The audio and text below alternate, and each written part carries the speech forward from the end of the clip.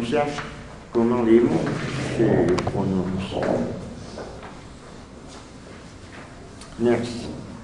Alors, effectivement, j'ai fait dans la revue ici présente, qui s'appelle Cahier critique de philosophie, le numéro 10, qui est paru chez Hermann, dont j'ai le sommaire ici, que je peux aussi distribuer, un article sur René Schirrer et sur sa conception de la subjectivité. Et j'étais parti d'un texte de René Schirrer qui était publié dans la revue Chimère. Et le texte de René Schirrer s'appelait Subjectivité.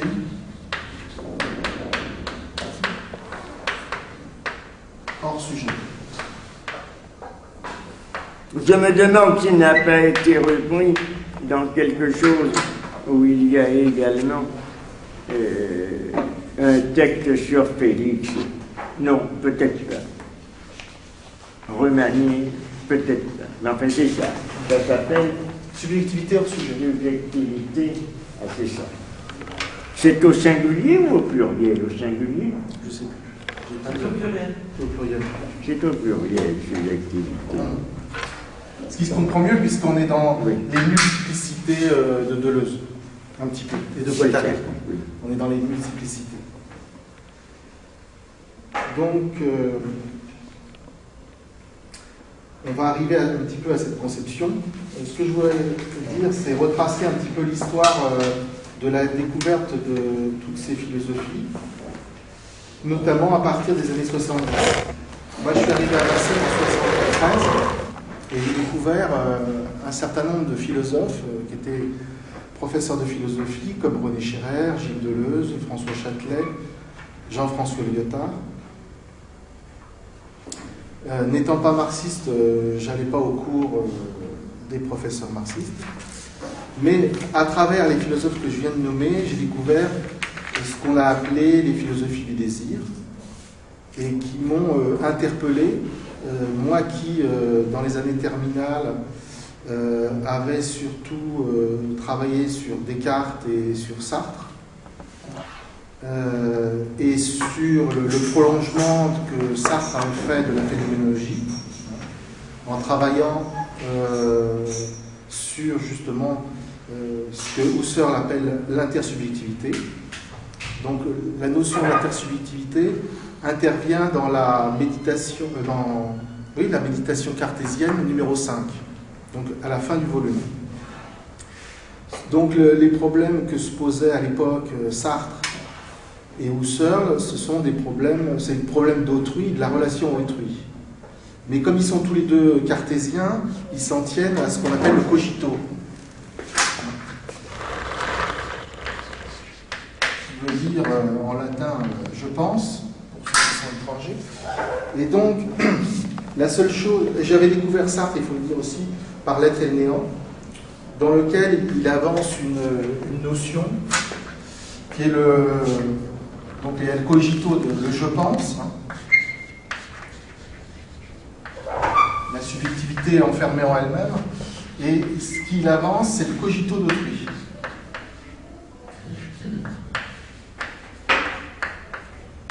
Alors, on voit bien que, ce qu'il appelle le cogito d'autrui, on voit bien que on est quand même enfermé chacun dans sa subjectivité, et on essaye de mettre une relation entre les deux. C'est pour ça d'ailleurs que Husserl parle d'intersubjectivité. Donc je ne vais pas tout marquer, mais insister sur inter. Donc à partir de là, j'avais beaucoup réfléchi dans ces années-là, au temps de Vincennes, sur ce que pourrait être une philosophie de la relation. Une relation véritable entre sujets. Et donc j'avais travaillé sur les interrelations, le langage, sur les interactions, l'action, même le militantisme, l'activisme. Mais en fait, on s'aperçoit que si on est dans l'interrelation, on reste enfermé encore dans le sujet. Alors, à cette époque, j'avais découvert une chose intéressant, c'était la notion de transversalité. Je vais noter aussi.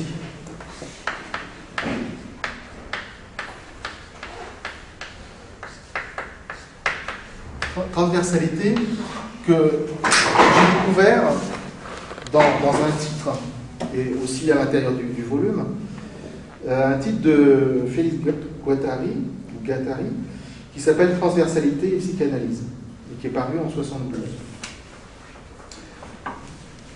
Donc, ça m'avait permis de sortir du sujet dans le sens où on était presque dans le hors-sujet, en dehors du sujet, dans la mesure où le mouvement de translation nous permettait d'aller vers l'autre, mais de manière beaucoup plus concrète, beaucoup plus réelle. C'est-à-dire que quand on est dans la transrelation, dans le mouvement de transversalité, on est déjà dehors. Hein. Alors que dans l'interrelation, ce qu'on voit dans la discussion, par exemple, chacun reste dans son sujet. Là, on pouvait déjà aborder quelque chose qui nous permettait d'élaborer une subjectivité un petit peu différente de la conception classique, voire cartésienne. Alors, c'est là où j'ai découvert un autre philosophe qui est Bachelard, qui dans la préface, dans l'introduction plutôt, dans l'introduction d'un livre qui s'appelle Poétique de l'espace, met en avant ce qu'il appelle la transsubjectivité.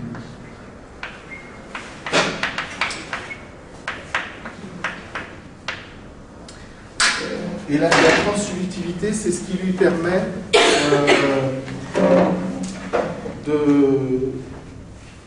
de découvrir le réel, même d'un point de vue poétique, puisque là on est dans l'ordre de la poétique de l'espace.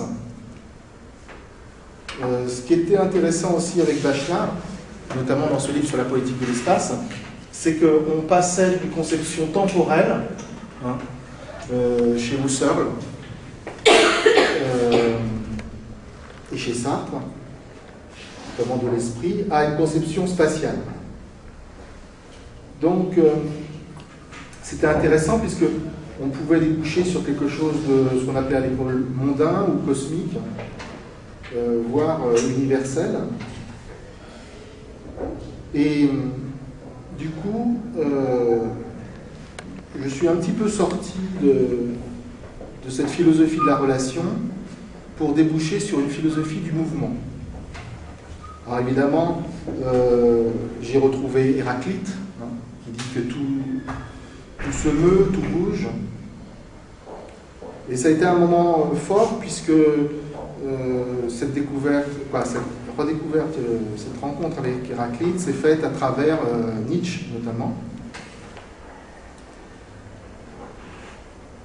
Donc, et ça me permettait de circuler dans cette notion de mouvement que je rattachais d'ailleurs à la transversalité, de faire une connexion, une réunion entre l'espace et le temps, hein, entre le temps et l'espace plutôt. Et ça me permettait aussi grâce aux philosophes que j'ai mentionnés tout à l'heure, c'est-à-dire Deleuze, Guattari, Jean-François Lyotard, René Scherrer et François Châtelet, de passer du négatif au positif. Ça me permettait de passer d'une conception négative à une conception positive. Je vais m'expliquer. C'est-à-dire que, bien que admirant des grands philosophes comme Derrida et autres qui gravitaient autour de sa philosophie, j'ai jamais été sensible à ce qu'on a appelé la déconstruction. J'étais un petit peu comme Deleuze, extrêmement réticent à tout ce qui est négatif. Et quand Hegel dit que le concept fait le travail du négatif, pour moi, ça me paraissait quelque chose pas du tout attirant. Donc j'étais vraiment sur des conceptions deleuziennes de la positivité pure que Deleuze trouvait chez Spinoza.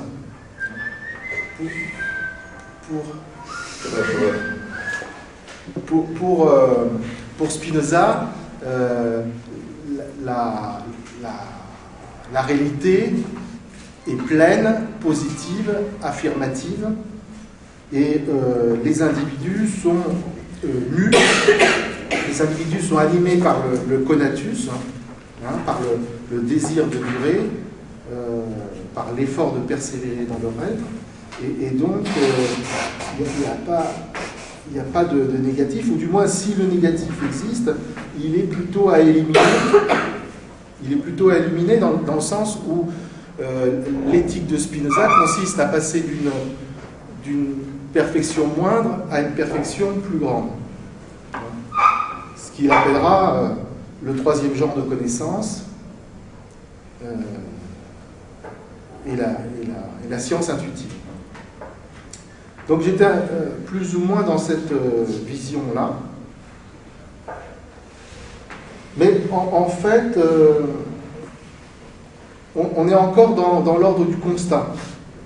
Alors si je peux me permettre d'être marxiste 3 minutes, je rappellerai la fameuse thèse de Marx sur Feuerbach, dans laquelle il dit que les philosophes n'ont fait qu'interpréter le monde, il s'agit maintenant de le transformer. Donc pour ma parenthèse marxiste, je m'arrête là. Mais de plus en plus aujourd'hui, je m'aperçois que c'est la transformation du réel qui est importante et qui est inévitable. C'est-à-dire que chez Marx, il y avait une sorte de volontarisme de la transformation. Moi, j'en viens à l'heure actuelle à penser qu'on transforme tous les jours, à tous les niveaux, et même sans le vouloir, et sans, même ne serait-ce qu'en respirant, puisque en respirant, il y a l'ozone, le trou d'ozone, etc. Donc, les moindres gestes que l'on fait, la conscience écologique nous a apporté énormément d'informations à ce niveau-là. La planète se transforme continuellement, et nous sommes des acteurs de transformation. Notre pensée est continuellement en mouvement, continuellement en évolution, et rien ne change, rien ne reste comme avant, voilà. Même si on n'agit pas dans ce sens-là. Donc il y a véritablement une nécessité de travailler d'un point de vue philosophique dans ce sens, et d'élaborer une philosophie du changement. Alors, la réflexion que je me fais, c'est que pour changer le monde, comme on disait avant, il faut avoir une philosophie du changement, une philosophie qui nous rend capable de penser le changement. Alors, l'une des choses que j'ai faites, mais ce n'est pas la seule, mais c'était de travailler sur le langage, et notamment de remplacer la notion de concept par celle de métabole. Donc ça, comme j'en avais parlé dans l'article qui figure dans la revue Cahier critique de philosophie numéro 10, je peux vous en parler un petit peu. Donc,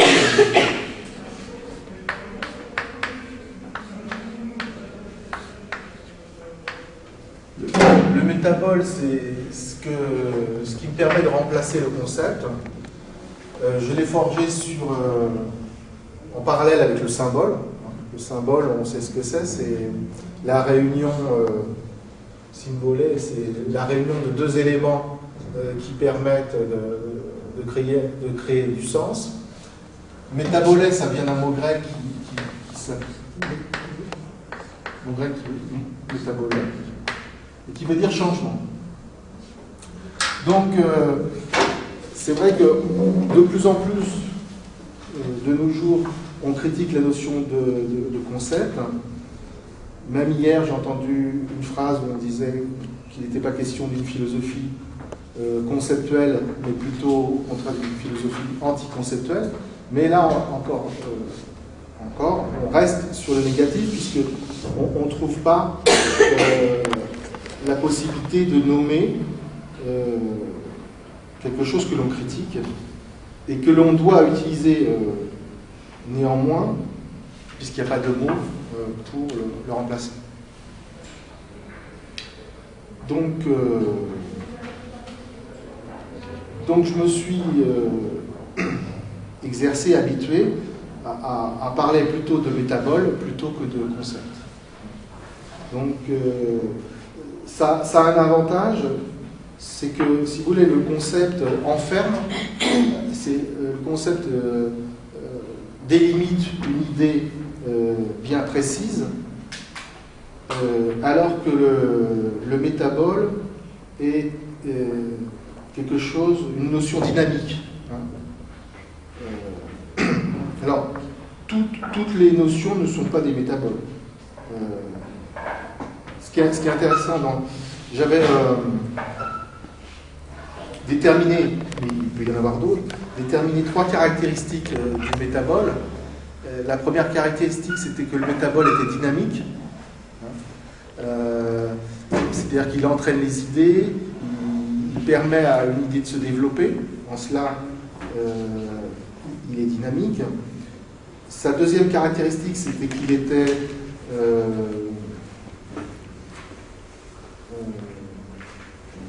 ouvert.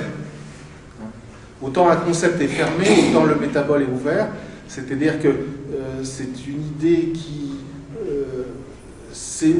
s'ouvre sur d'autres idées, qui est en connexion avec d'autres idées. Un métabole n'est jamais isolé. C'est pas quelque chose d'arrêté en soi. C'est pas un dogme. C'est une connexion d'idées plutôt. Et la troisième caractéristique du métabole, c'était qu'il était matriciel. C'est-à-dire que c'était une source. C'est quelque chose qui génère d'autres idées. C'est-à-dire qu'à partir du métabole, on peut découvrir d'autres choses, des enchaînements d'idées, des générations d'idées, des engendrements. Et donc, ce que j'appelle le métabole, pour le rendre moins abstrait et plus précis, c'est du coup ce que Deleuze appelait des concepts, quand il disait que le philosophe était créateur de concepts. Et il faut entendre par là, c'est que tous les mots ne sont pas des concepts, que tout ce qu'on appelle même des concepts, on va dire le concept de table et tout ça, pour Deleuze n'était pas un concept. Quand il disait qu'un philosophe était créateur de concepts, et il disait même qu'on pouvait mesurer la dimension philosophique, on va dire, d'un philosophe au nombre de concepts qu'il avait créés dans sa vie. Par exemple, Bergson a créé un certain nombre de concepts, comme l'élan vital, voilà. Et donc, comme ce sont des concepts dynamiques, ouverts et matriciels, l'élan vital, on peut l'appeler métabole.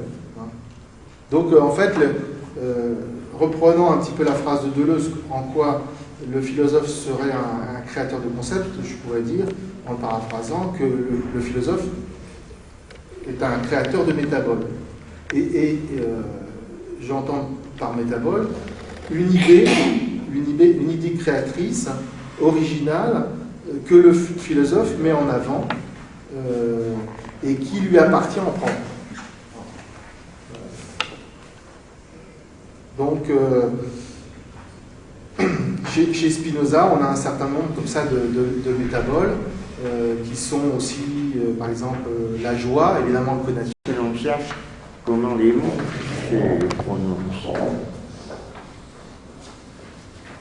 Merci.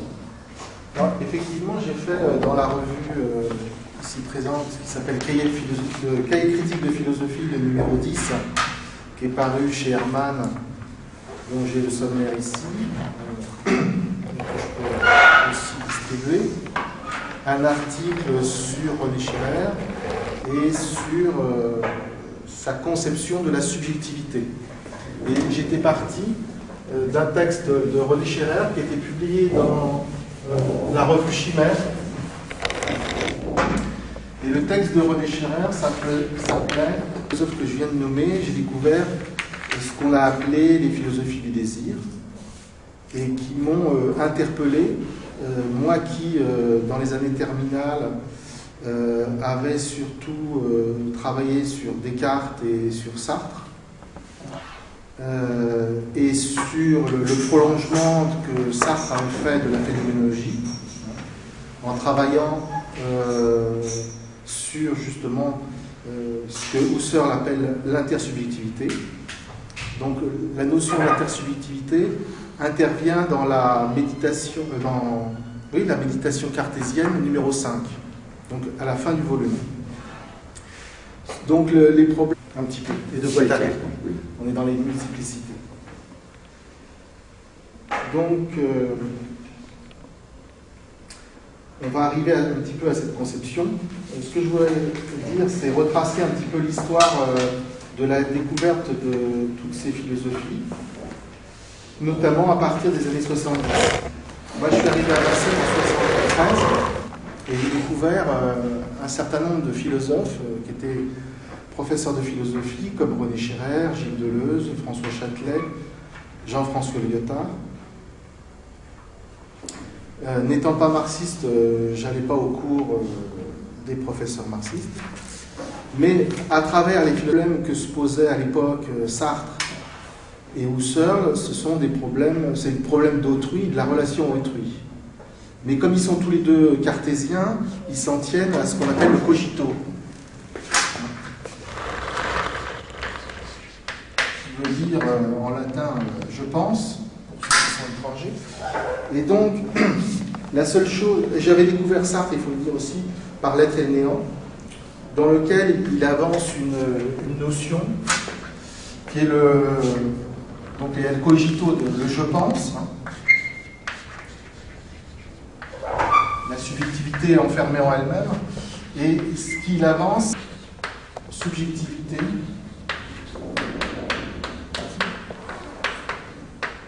hors sujet. Je me demande s'il n'a pas été repris dans quelque chose où il y a également un texte sur Félix. Non, peut-être pas. Remanié, peut-être pas. Mais enfin, c'est ça. Ça s'appelle Subjectivité hors sujet. subjectivité. Ah, c'est ça. C'est au singulier ou au pluriel? Au singulier? Je sais plus. C'est au pluriel. Au pluriel. C'est au pluriel, subjectivité. Ce qui se comprend mieux puisqu'on est dans les multiplicités de Deleuze.